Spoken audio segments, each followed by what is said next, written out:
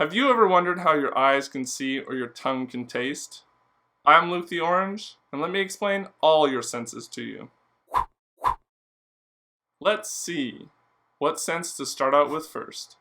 Sight. You have two basic light receptors in your eyes, cones and rods. Cones allow you to see color, and rods can only see in black and white, but are very good at detecting motion. The rods and cones are connected all by nerve cells. There are actually several layers of these nerves. The funny thing is, all these nerves are on top of the cones and rods and block them from direct light.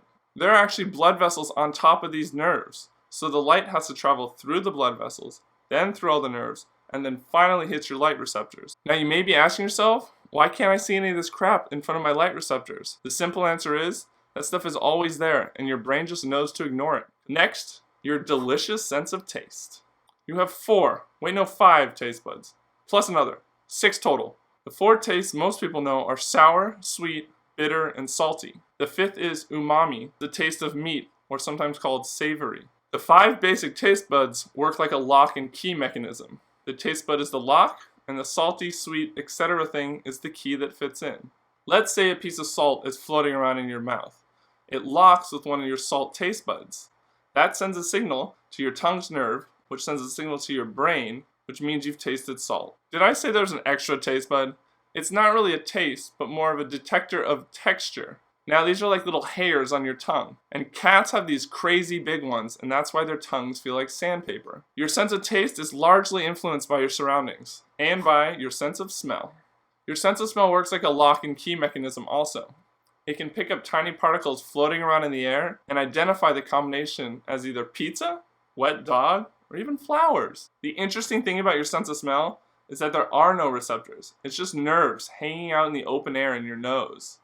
Now this is not great because your nerves are really delicate and we don't want you picking up in there and scratching your nerves. You can't actually scratch the nerves in your nose, so don't worry. But these nerves can do it all by themselves. They can detect the particles and send the signals to your brain. Now they can do it all themselves because unlike a lot of other nerves, these nerves die off and are replaced regularly. Can you feel that? Your sense of touch. Your sense of touch is a combination of upwards of 7 different receptors. Now the main ones we think about are pressure, pain, and temperature. Pressure is detected by mechanoreceptors, and whenever these guys get pushed on or deformed, they send a signal to your brain and you felt touch. Pain is detected by a nociceptor. Now these are free nerve endings, so they don't have any of those special receptor things on the end of them. Now, since there's no receptor, they can detect pain in a lot of different ways. They can detect pain in temperature, pressure, chemical, inflammation, and neuropathic pain, which is actually damage to the actual nerve. Temperature is detected by thermoreceptors, which are also free nerve endings, and they detect hot and cold. But wait, isn't hot and cold just all temperature? Yes, but no. You have special cold receptors and special hot receptors. What? What? Did you say something? The sense of hearing. The first thing is your eardrum, and that's the thing you can touch with the Q-tip. But don't do that. Your eardrum is connected to 3 really small bones, and those are connected to something called a cochlea.